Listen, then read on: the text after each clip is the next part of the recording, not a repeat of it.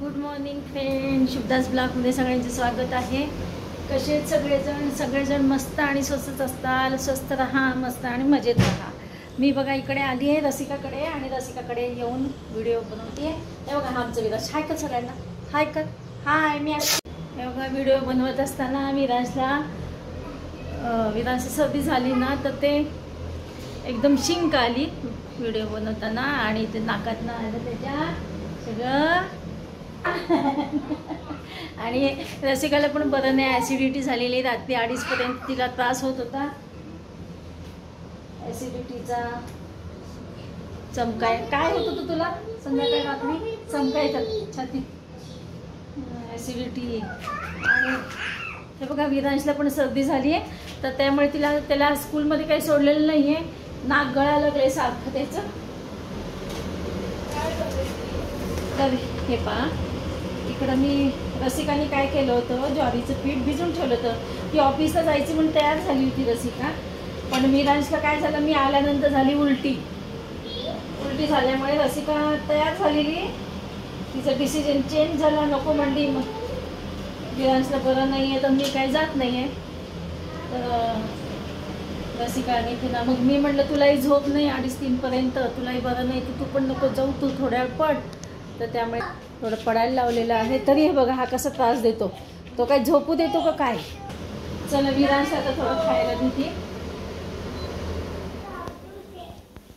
हे बघा तिथं उकडपेंडी करते रसिका. म्हणजे उकडपेंडी करते का, म्हणजे त्यांनी ॲसिडिटी होती का? उकडपेंडीने म्हणलं ॲसिडिटी नाही होत. कारण काय हे थोडं निम्म काय केलं, गव्हाचं पीठ निम्म आणि ज्वारीचं पीठ असं घेतलेलं आहे. हे पहा गहू आणि ज्वारीचं पीठ, आणि ते छानपैकी लालसर भाजून घेते. साथ आहे सध्या, हो ना.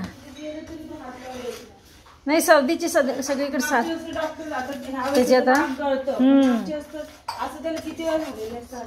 त्याचं नाक गळतं उलट चांगलं, माहिती का? ती सर्दी बाहेर पडते, उलट कप राहत नाही नाक गळल्यामुळे. मग काय. चला इकडे मी भाजून घेते तोपर्यंत. तिथं बघ ठेवले रुमाल. विरांश ना सारखं आज नाक गळायला लागले विरांश. हा त्याला ना सहन होत असं, कसं गुळगुळतंय ग म्हणून ते पुसते. हा नाही, त्याला अजून नाकात आतमध्ये असताना हे बघा बऱ्यापैकी त्याला ना भाजायला संत मंद ह्याच्यावर भाजलं तर छान होतं. उकडपेंडी छान होती, नाही तर नाही जळून हे होऊन जाईल, करपून जाईल ते पीठ. मग मी अगदी संत मंद आचेवर. आणि कढीपत्ता रसिकाने झाड लावलंय कढीपत्त्याचं, ते बघा. विरांशला भेटायला कोण आला? आबा आले विरांशला भेटायला. विरांश स्कूलला गेला नाही ना, मग का गेला नाही? हे भेटायला आले विरांशला. टाकते उकडपेंडी छान भाजून घेते. हे पहा खमंग वास येतो.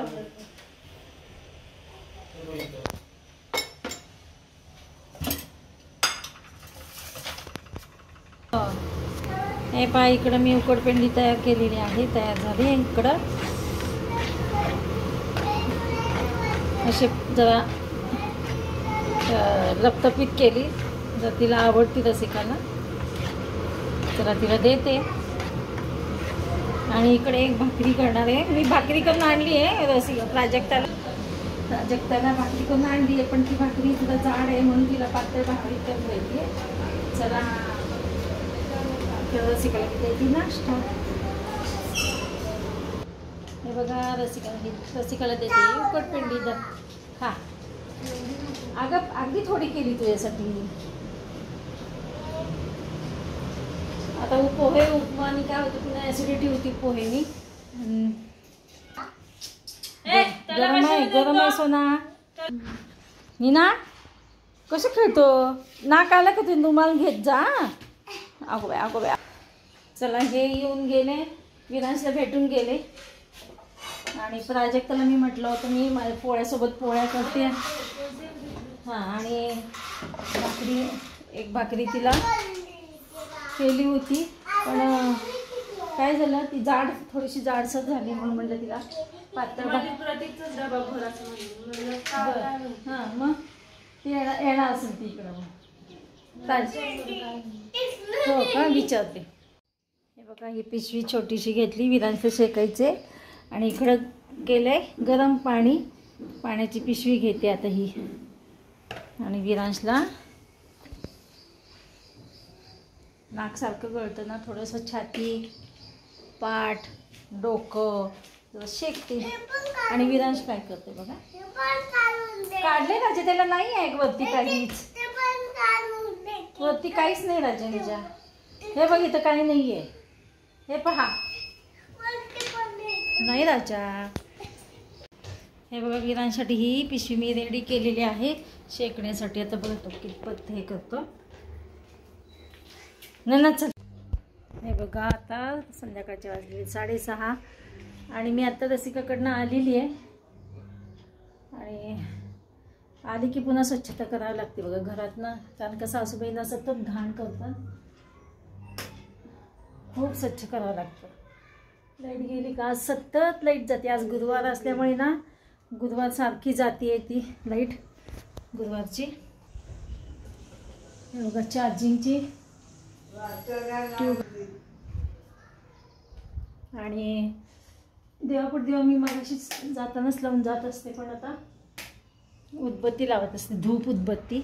आणि आता मी जरा फ्रेश होते, लाईट गेली बघा, आता फ्रेश होते आणि लावते मी उदबत्ती, धूप लावते. हे बघा इकडे मी फ्रेश झाली, देवापुढे दिवा लावलेला आहे, उदबत्ती धूप लावलेलं आहे, आणि भांडे आवडते. हे पहा किचन ओट्यावर भांडे राहिली होती आवडायची, तर आवडती आता. आणि संध्याकाळचं स्वयंपाकाला लागणार आहे. आज विरांशला बरं नाही, रसिकाला बरं नाही, आज तर ना पुन्हा व्हिडिओ काढणं काही जमलं. विरांशला बरं नसल्यामुळे ना पुन्हा व्हिडिओ काढणं काही जमलंच नाही मला तिकडे. आणि आज विरांश दिवसभर किरकिर चालूच होती, आणि दुपारी उशिरा झोपला विरांश, जवळजवळ 2:30 वाजले असतील ना, आणि लगेच 1-1.5 तासात उठला. पण त्याला सर्दीमुळे इतकं हैराण केलेलं आहे, सर्दीने खूप त्याला हैराण झालं आहे, आणि सारखं नाक गळत होतं त्याचं. आज शेकणं, त्याचं डोकं शेक, छाती शेक, पाठ शेक असंच चाललं होतं. आणि आत्ता मी घरी आले मग 6:30 वाजता. चला तर मग भेटूया अशाच नवीन एका ब्लॉग्समध्ये. तोपर्यंत बाय बाय, टेक केअर.